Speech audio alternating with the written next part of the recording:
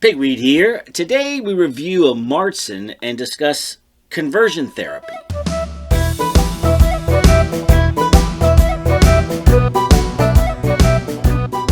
All right. Hey, good evening, Pigweed. Good evening, Crow. All right, how about some beer and conversation? I think that's an excellent idea. What are we drinking? This is a Marzen. Oh, it's that time of year. Very nice. All right, so what's on your mind? I think that I did not get a promotion at work. Yeah.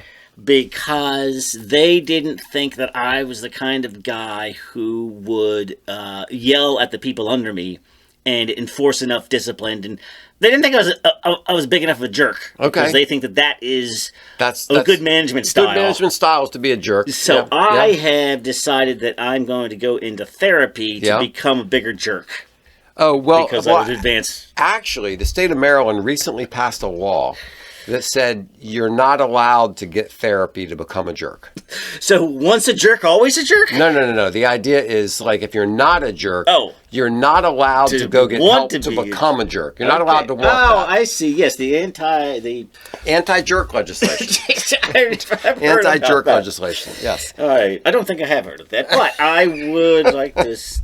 Yeah, so this is from Lost Rhino. The lovely Megan up the street at Whitey's here was representing Lost Rhino Brewing down in Ashburn, Virginia. All right. And they had Redskin headquarters? Yeah, exactly. They had 3 beers. They had a Hefeweizen, a Hazy, and a Marzen. And, you know, it doesn't seem like Hefeweizen is the right time of year. And Hazy's I'm not thrilled about, but Marzen's I really like. Yeah, Marzen's I like. Yes. Marzen's is a very fall beer. Yeah. And slightly cloudy. Slightly cloudy. Roma is wonderfully malty. And Megan told me that this beer won 2nd place in some international competition. Whoa. So wow, it is fantastic. It is very good. It has a very malty feel to it. It's very drinkable. I like it a lot. And we've had several Marzens the last few shows, and this is a good one. This is really at the top. Yeah, of the very list. nice. That's very good. So well done, Lost Rhino. Keep them coming. Good job. Yeah, and we'll drink your Hefeweizen later on in the summertime, maybe. So there's a Supreme Court case on Colorado's law, and it's being discussed. And I don't know how this works. They don't rule on it the same day that they discuss it. They have apparently there's oral arguments, and then they go back behind the scenes and they do all this other talking, and eventually they come out with a decision. All right. So the California banning so-called conversion therapy to, quote, cure minors of being gay or transgender was scrutinized Tuesday in arguments before the U.S. Supreme Court, which is considering whether the ban on the therapy is a violation of free speech. So I think that's where we get into the legal aspect of it is, are you telling therapists what they can and can't say? What they can and cannot say in the privacy with their patients. Right. Which does seem like an interesting approach to dealing with this as a First Amendment issue. And so the woman, Kaylee Childs, offers talk therapy, not aversion therapy like shock treatments or anything. There's actually some weird things that get done under the umbrella of conversion therapy. Yes, which means she has the right to continue under the First Amendment, she complains. The therapist, quote, believes that people flourish when they live consistently with God's design, including their biological sex. So this is a sort of religious-based conversion therapy. A lot of people, she says, come to her who don't feel that their, homosexual tendencies align with their Christian faith. Right. And, want to talk about it. Yeah. And, but there's other, we're going to take this discussion a little further than this. This here. But, so we need to parse this out in a few ways. So, because I have an article here from the Harvard Civil Rights Review, whatever, saying reparative therapy, which is another word for conversion therapy, shouldn't be legal for even adults. So let's divide it into adults versus not adults. Right. Coerced and not, and going in completely voluntarily. Right. And I also like to separate out the LGB from the T, which doesn't seem like that's really a fair comparison. Yeah. Okay, well, let's start with adults versus children. Okay. So let's say an adult, the standard liberal line is that consenting adults can do anything they want. Yeah. Right? But apparently they can't talk. They can do anything they want, but they can't talk about not being attracted to the same sex. Isn't that a little weird? I mean, let's just, if you take out the gayness, let's just say, back when my hypothetical, don't be a jerk. Yeah. You want to change, the whole industry exists because... The whole therapy industry. Therapy industry exists because you have thoughts or feelings or behaviors that you don't want. That you would like to change. Yeah. And of course, that's what the whole industry is all about. And then the state is going to step in and says, oh, but when it comes to behavior X, you are not allowed to... All a therapist is allowed to say, which is the First Amendment aspect of it, is an affirmation. Well, who goes into therapy to be affirmed? Just to be affirmed. Yeah. I mean, most people don't do that. Yes. So it seems to me that an adult, let's think of some other scenarios. An adult is a horny guy, and he wants to get married. He loves this young lady, and he wants to get married. He wants to be faithful to her for the rest of his life. But he knows that in his past he's just been sleeping around, and he's been a horny guy, and he wants to change so that he can be faithful to this one woman. So he wants to go to therapy and learn how to be faithful. Can he do that? Is he allowed to do that? Or is the state going to come in and say, no, I'm sorry, that's just your nature. Your natural compunction has to be affirmed. Yes. Well, how far are you going to take that? I mean, I think they're sort of taking in the direction of, the whole I was born this way. Yeah. Yeah. You know what? I don't think pedophiles just woke up one day and said, you know what, I would really love to be attracted to children and not have a healthy adult relationship. Of course they didn't. They didn't choose that. They were born that way. Very and possibly. That's no argument. Right. That just because you were born that way doesn't mean that you should behave that way, and it also doesn't mean that you might not want to change it. Like, there are all kinds of things that I was probably born. I was born to be mean sometimes. Like, maybe I don't want to be mean sometimes. Yeah. Maybe I want to learn to be more. You have like explosive, like road rage guy. Right. Yeah. Well, that's just who I am. Mm-hmm. Yeah, but you've been fired from jobs and you've lost friends and relationships. Right. Maybe you want to check that a little bit. Right. So there are all kinds of situations where someone might want to get therapy to change the way they behave, the way they think, the way they act.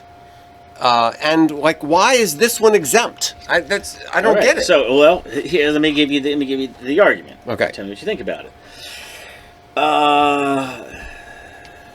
Because you've got all of the experts lining up on the other side, because people like the APA are strictly science, and there's no agenda and there's no politics whatsoever. I worked at the American Psychological Association, and they're fruitcakes. Yes. So today, national associations agree that conversion therapy is, quote, at best ineffective and at worst harmful to those who experience it. Mm-hmm. A practice that can sometimes change behavior does not actually change a person's... So this is where the problem is. They keep lumping together sexual orientation and gender identity. Yeah.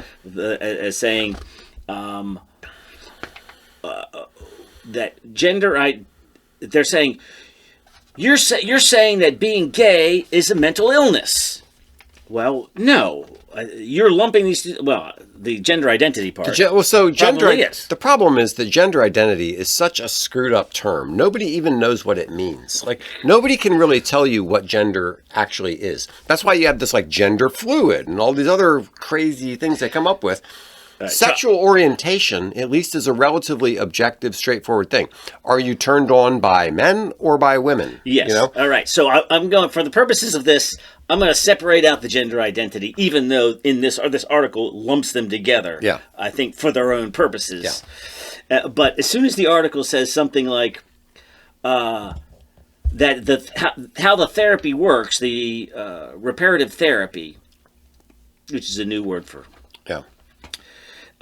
it's based in large part of male clients with homosexual urges are told they need to reconnect with their masculinity, or that queer women need to, associate themselves with stereotypical femininity, or whatever the gender person was assigned at birth. So I'm already kind of lost. Yeah. This, to me, the article lost its argument. There are certain things you can't even say man and woman. There are certain things that once someone says this, you realize you're talking to a lunatic. And gender assigned at birth is one of those things. Like once someone says that, it's like, okay, you're a moron. I don't even like everything else you say is now suspect. Yeah. So the whole thing gets suspect once they did that. But here, the American Counseling Association states that reparative therapy violates their code of ethics because it does not quote, it does not work,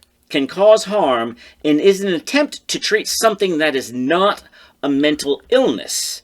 And I'm calling BS on this because most of therapy isn't. There's the local radio station.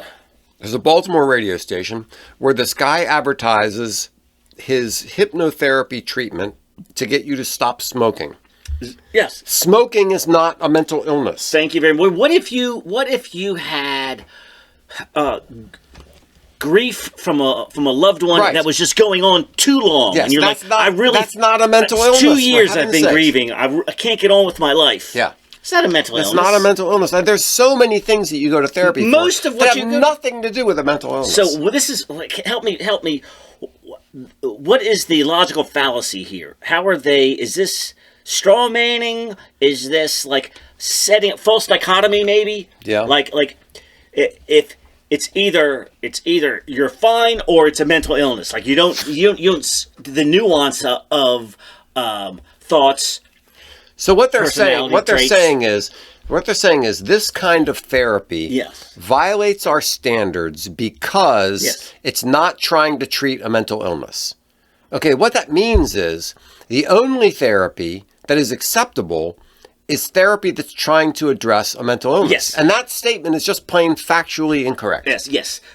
What if you are an introvert who sees outgoing people and you go like, they seem like they're having more fun. Mm-hmm. They're out, they're meeting people, they're doing fun things, and I'm at home all the time. Yeah. Is introversion a mental illness? Right. Or let's say you have a fear of elevators.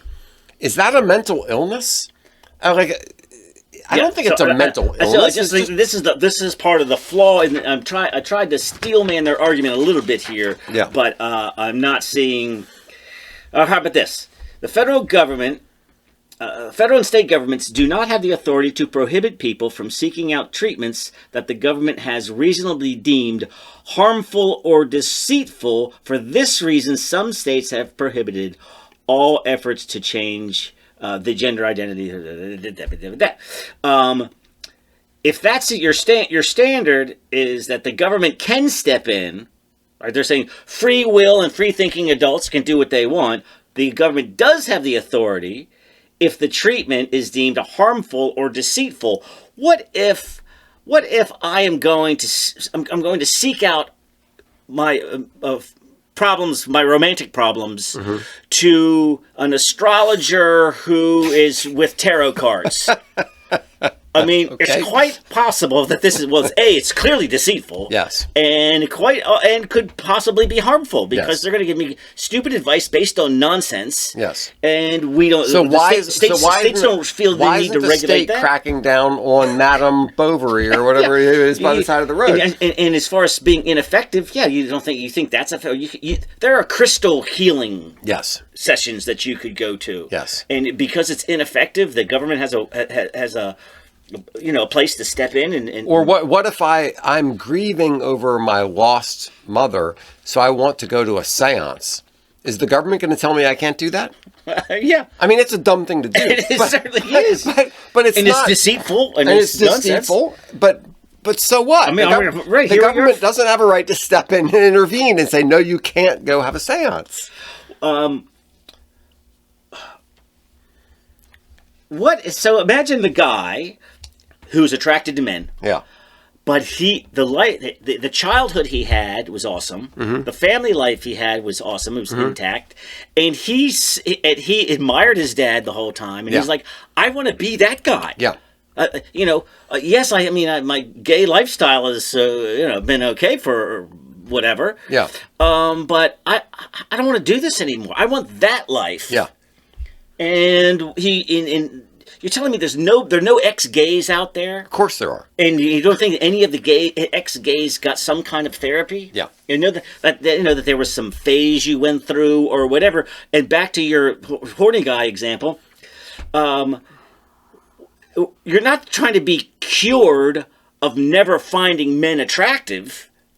It's just that you're just not going to act on that anymore because you now have a heterosexual relationship, more like the one that your parents had and the kids and the family and whatever and so you're not trying to be cured of that. It's just that you're just going to control the impulses or whatever. Exactly. So go back to the horny guy. Yeah. So the horny guy. Basically every faithful spouse goes through this. Yes. You think you get married and stop being attracted to other women? Exactly. So the point is not I'm the horny guy and I want to get married and I want to be faithful. I'm not trying to be cured. I'm not very good at being horny. I'm not trying to be cured of being attracted to women. Yeah. I'm trying to be cured of acting on that. Yeah. Right?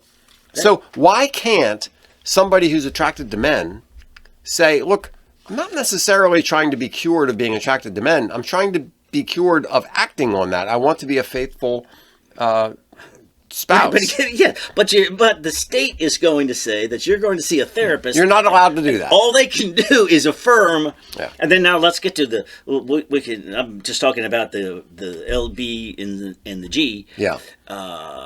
You get to the T. So you're going to bring somebody in who's struggling with their belief that they're a man or a woman, and you have to affirm them. That's the only therapy that you can provide. So, this was the big change. When I remember when it was LGB, lesbian, bisexual, gay, right? And that's, okay, that refers to who you're attracted to. A woman who knows she's a woman, knows that the other woman is a woman, and is attracted to her. Yes. Yeah, it's pretty straightforward. Okay, that's pretty straightforward. So LGB, okay, that's all fine. Once you throw T in, you've introduced a completely different set of facts. We've talked about this before. I am waiting for the revolt. Yeah. Right now, they sort of feel like they need to have this coalition together. I'm saying that it's a nonsense coalition. At some point, the LGs and Bs are going to kick out the Ts. Well, Andrew Doyle is already pushing this. He's gay, right? Yeah. And a lot of the... but see, the problem with a lot of the trans stuff is you have some kid who is confused about their sexuality, and if you leave them alone and allow them to go through puberty, something like 80 to 90% of them are just going to turn out to be gay people. Yes, you hear about gay adults going, my God, I'm glad this wasn't around. When I was a fruity little elementary school kid, they would have chopped my junk off. Exactly. It is so absurd and barbaric and horrible that what they do under the T, like LGB. Okay, now, I'm not saying I'm a huge fan of the LGB, but the T is just off the rails crazy. Yes, and now that you can, what we were saying before was that the complaint was that all the LGBTs are being lumped in as mental illness. I'm saying not the LGBs, the Ts, a little bit, and it's not even, and most of it, but some of it, the T that is sort of diagnosable is usually young boys, and it manifests itself very early. That is the gender dysphoria. what we have now is a bunch of prepubescent girls Yeah. deciding that they're boys, and then this is social contagion. It is totally social contagion. So I know somebody who goes to a school district in one of the fruitier, nuttier part of the world, who everyone in the class was told that they had to write a paper about like how they are gay. And this person said, no, I'm not going to do that. And was marked down in class for not participating with this program. So a lot of this is just social contagion. A lot of it is 12-year-old girls realize this is the fashionable thing to do because all my model, the people that I look up to, these actresses, 3 of their kids are transgender. You know, I mean, gosh, yes, what it's very odds of that? performative. It's very narcissistic. Yes, it's very self-absorbed. Yeah, that there is an element of genuine gender dysphoria, but much of it is not. and people get over it too. Yeah, that's the other thing. Like, so you have somebody who's 8 who has something they're confused about. You know, why don't you just kind of let it go for a little bit? Yeah, I remember when I was a kid, I had this phase. Yeah. And then then when I was a teenager, I had that phase. I grew out of that. And I remember I went the through a punk rock phase. where I didn't want to be called by my name. I wanted to be called a different name. Yeah. And my parents were like, yeah, whatever. My son did that too. Yeah, he changed his name to Nick for like a week. Yeah, all right, And Nick. you get over it. You know, those are the kinds of things that a smart parent isn't going to try to like, oh my gosh, we have to get you therapy. We have to take you to the doctor. We have to take you to the hospital for every little thing. Let them grow up. Give them some time and some space. Yeah. So on the grounds, so this is First Amendment grounds, Yes. the way that they're arguing this. Do you think that's a smart approach to address the matter? Well, First Amendment addresses both free speech and freedom of religion. So there's 2 angles on the First Amendment side. But I wanted to actually touch on another thing, which is this alleged scientific consensus Yes. that conversion therapy is harmful and ineffective. And when we say scientific consensus, we're talking about people like the American Psychological Association. That's not science. I mean, these people are just fruitcakes. They're nuts. And also, does anybody seriously, honestly believe that this is a result of science and not a result of ideology? Well, somebody went through a series of studies that said, again, the not effective and harmful. And there are whole how about this? organizations of ex-gays. But can't those people if you're seeking help for something and you're like, this isn't really working. I don't like this guy. I don't like his approach. Yeah. I mean, you can leave. You can leave. Right. You're a free thinking adult. You're like, I thought this was going to make my situation better, my elevator features better.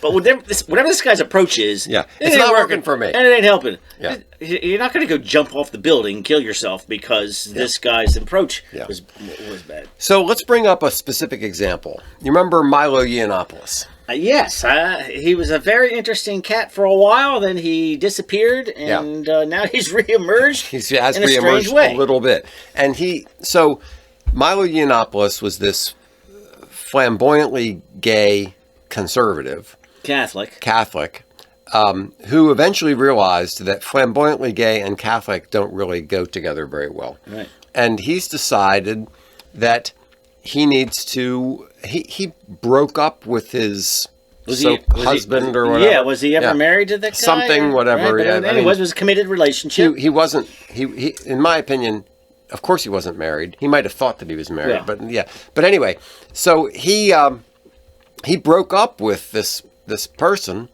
and wanted to pursue a life of not being a flamboyant gay, and Calls himself ex-gay, right? Yeah, he calls himself ex-gay. So here's an example of a guy who has gone through some sort of therapy or something, counseling, I don't know what it is, and now he's leading a chaste life, not in the homosexual lifestyle, and was very, very homosexual for quite a while. Oh, yeah.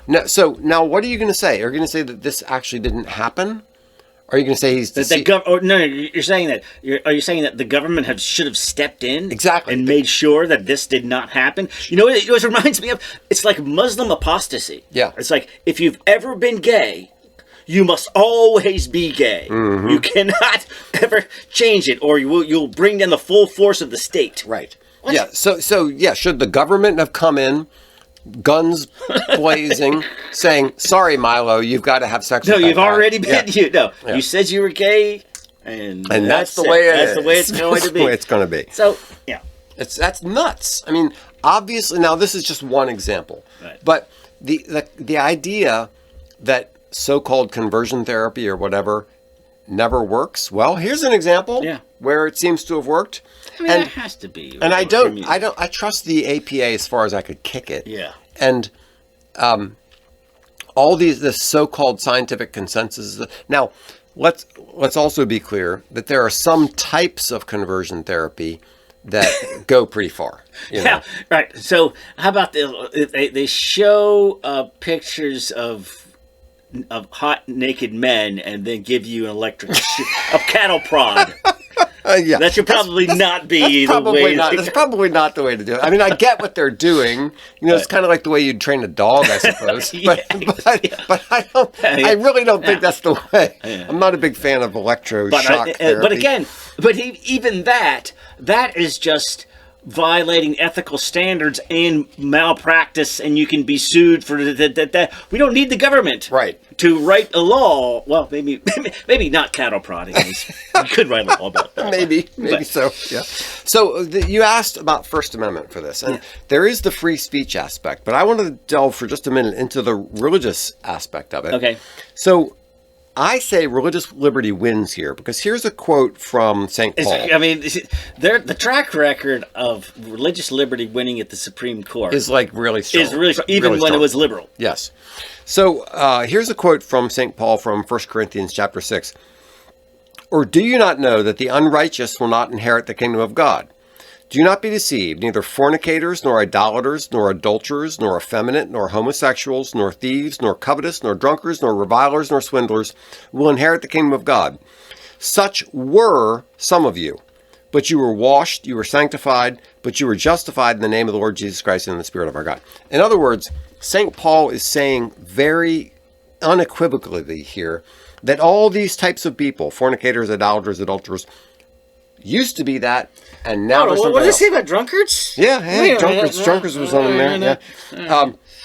That people used to be that, and now they're not.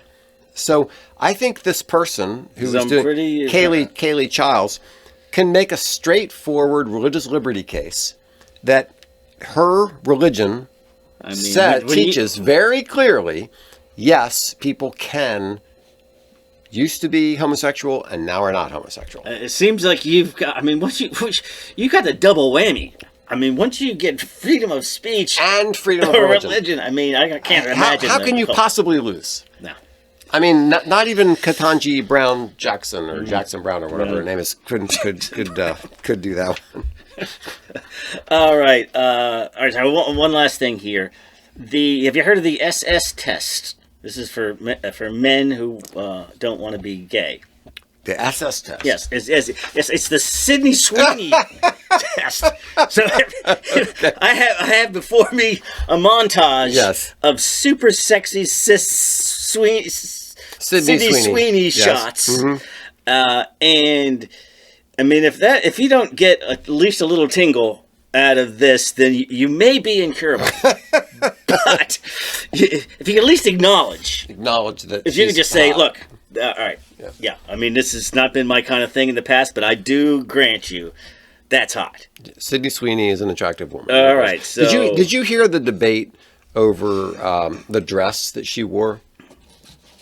This one. Yes, that one. Yeah. Did you listen to that Megyn Kelly show? No. Okay, so Megyn Kelly had on some of the guys from the Daily Wire, and Clavin and Shapiro and Knowles. Okay, and Knowles was talking about that photo because Megyn Kelly was saying, this is borderline porno. This is too much. Showing because you kind of get a little bit of nip. Yeah, that's too much. So Knowles made a very interesting argument about that, and his argument was okay. Here we are at this event about the power of women. That's apparently where she wore that dress, and Sydney Sweeney was saying, here's the power of women. We'll make you think, forget about anything else you might be thinking. That's right. And so Knowles was saying, I'm not approving of this, but in terms of the power of women, it makes a strong I get point. it. Yes. It makes a strong point about the power of women. Yes, that's how strong men go weak in the knees. Yes, exactly. By the power of that was Sydney so that's Sweeney. the Sydney Sweeney Yes, test. I think I would use that in my conversion therapies. Just to have a baseline here. Yeah, but honestly, I think everybody needs conversion therapy in one way or another. Well, that's all behavior modification therapy is. Yes. It's converting one type of thought, thinking. It's either your thoughts, your feelings, or your actions. Yeah. And you want them to change. It's not full-blown mental illness is actually psychiatry when you start getting into drugs and chemical imbalances and that kind of thing. But psychiatry and therapy.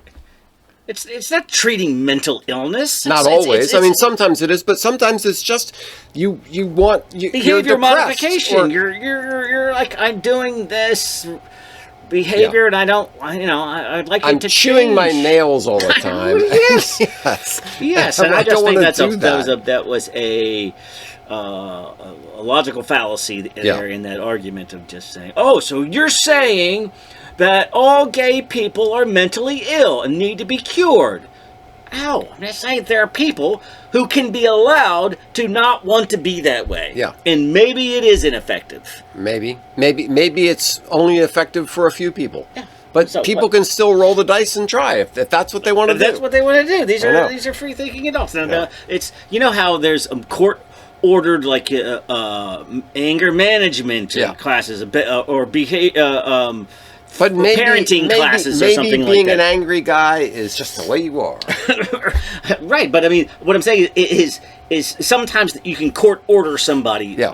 Well, maybe you shouldn't be able to court order yeah. somebody to not be gay. Right. Okay, I'll give. If okay, that was your argument, exactly, I'll give you that. Right, if your argument is the state wants to mandate yes. conversion therapy, and your argument is that shouldn't be allowed. Okay, we're with you on that one. But yes. a grown adult voluntarily choosing, right? Come on. Yeah. All right. All right. All right. Cheers. Cheers. Thanks so much for listening to Beer and Conversation with Pigweed and Crowhill. Remember to visit us at pigweedandcrowhill.com or send us an email at pigweedshow@gmail.com.